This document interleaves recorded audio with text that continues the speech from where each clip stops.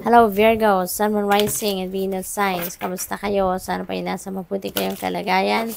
Welcome back po sa Star Tarot. Kung bago kayo dito, welcome din kayo. Thank you sa inyong support. I truly appreciate it. God bless you all, Virgo.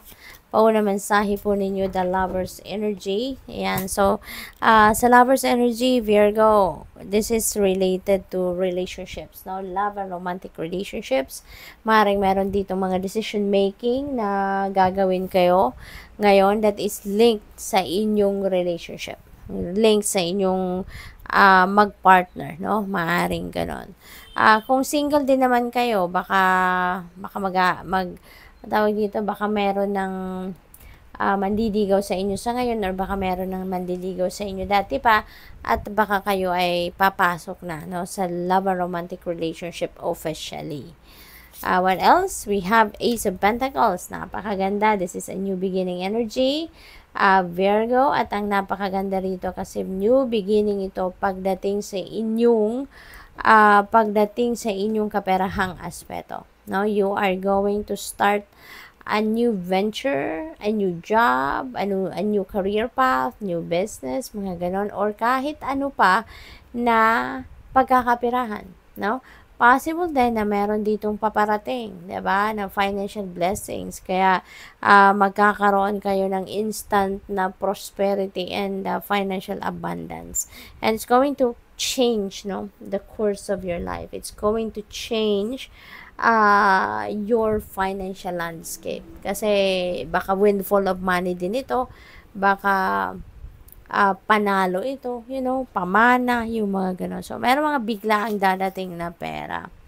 High Priestess, ayan, so, this is about intuition, this is about inner wisdom, yung gano'n, dreams, yung gano'n. So, and those are, mga way, ng universe para maghatid sa inyo ng gabay. Kaya ang mahalaga, lagi kayong makikinig sa inyong intuition, sa inyong mga intuitive messages, and at the same time, kung meron kayong mga panaginip, make sure na you're paying attention to the elements, na nakikita ninyo or nakita ninyo sa inyong panaginip, dahil yun ay gabay sa inyo. So, i-google ninyo kung ano yung symbolism ng mga elements na yun, because those are guidance, ng universe sa inyo. We have Hierophant. Ayan. So, ang iba sa inyo dito, baka ikakasal na. Since we have Lover's Energy, si Hierophant, this is a marriage card. So, maaring merong ikakasal na sa inyo, or baka meron kayong a-attendan kasal, or baka may pinag-uusapan kayo, na pagpapakasal. So, maybe mga ganong ganap. Ang iba,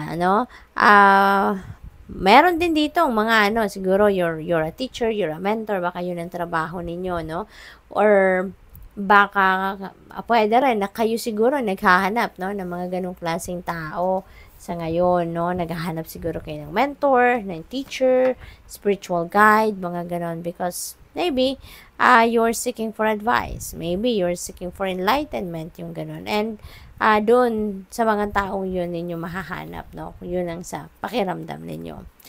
Hermit, yan. So, meron talaga kayong hinahanap rito, Maybe hinahanap ninyo dito ang inyong sarili. Yun ang napipick up ko dito. Kasi sometimes, 'di ba, may mga sitwasyon tayo na parang nasasabi natin na gusto kong hanapin muna ang sarili ko. Before I make a decision, gusto ko muna hanapin ang sarili ko. 'Di ba? May mga ganon. So, siguro, ang iba sa inyo, ganon ang ganap. Ganon ang peg ninyo sa ngayon. And you're going to look for yourself. You're going to seek for something dito from deep within you. Kaya, iniimbitahan kayo rito na mag-solitude kayo, mag-me time kayo, spend time alone so that you can think. Okay? So, tignan natin kung ano pa yung mga mensahe para sa'yo. Virgo.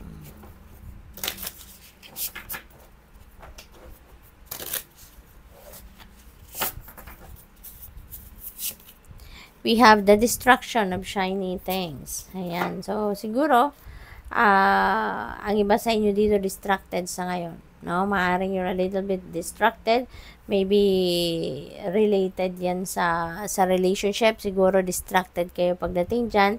Maybe hindi kayo nakakapag-concentrate, hindi kayo ayos, no, ng inyong relasyon kasi distracted kayo. So, maaring may mga nag-iistorbo sa inyo, may mga temptations, siguro ang iba sa inyo rito, no?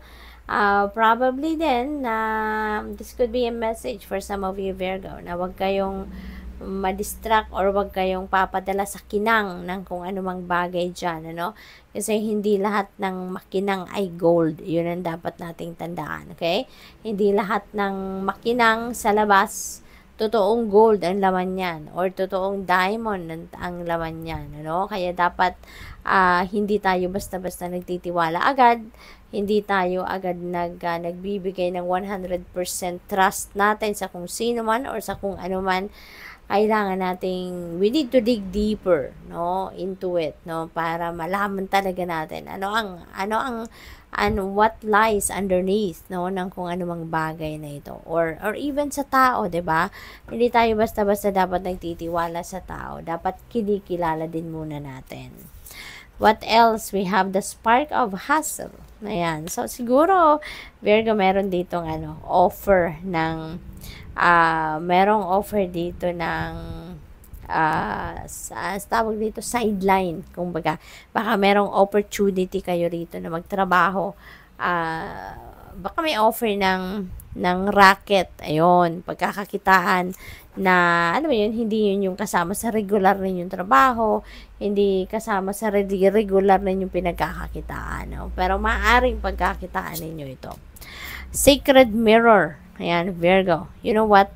Siguro meron kayong mga katangian, meron kayong mga talents, skills, gifts, behavior, ugali, maaaring gano'n na siguro hindi ninyo natatanggap or hindi ninyo ina-acknowledge na meron kayong gano'n. Ano? Pero, dahil siguro sa ngayon, meron kayong mga mawi-witness na mga tao na gumagawa ng katulad ng nagawa na ninyo, katulad ng mga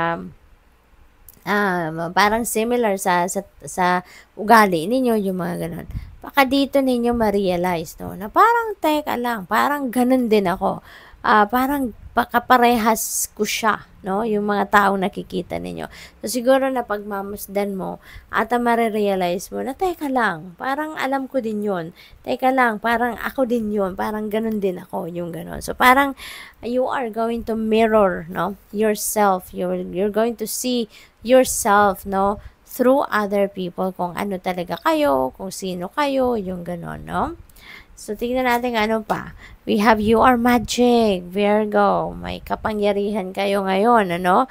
Na mag-manifest na kung ano man ang gusto ninyong i-manifest sa buhay ninyo. Tingnan ninyo yung kamay niya, tsaka yung kamay dito, di ba? Almost the same ang position. So, most likely, nasa inyong mga kamay ngayon ang magic talaga. Nasa inyong mga kamay ang extra spiritual power for you to manifest whatever you want to manifest. So, siguro talaga sa ngayon you are going to unleash, no, your talents, skills, and gifts na hindi pa nakikita ng iba or baka hindi ninyo na-recognize pero sa ngayon you are going to recognize that. Kasi nga, maaaring makikita mo yon, no, sa ibang tao. Mapapansin mo na, ay parang ako din, meron akong ganyan. Ako din, marunong ako ng ganyan. Ako din, ganyan din ako. Yung parang ganon, no? So, what else? We have cozy up with risk. Ayan. So, you're going to take risk, no? Definitely, merong offer dito sa buhay ninyo na baka related sa trabaho, career, negosyo, travel, mga ganon.